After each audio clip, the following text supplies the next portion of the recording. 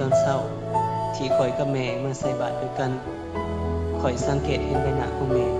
มีรอยยิ้มเสมอและทุกครั้งแม่ก็จะยกมือขึ้นอธิษฐาน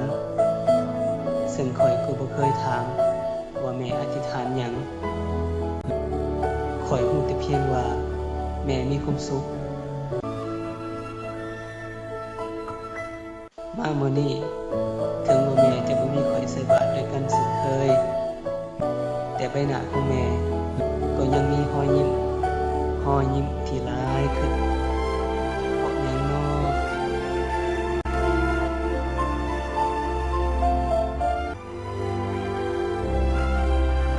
เพราะคำอธิษฐานของแม่เป็นจริง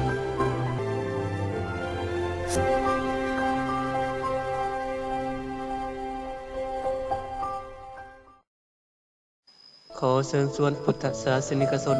ได้นำพาลูกหลานเข้ามาบรรพชาสามเณรเพื่อฝึกอบรมศีลธรรมบาปบุญคุณโทษในช่วงระยะปิดเรียนในวันที่2ถึง11มิถุนายนพ.ศ. 2555บ่เสียค่าใช้จ่ายใดๆทั้งสิ้น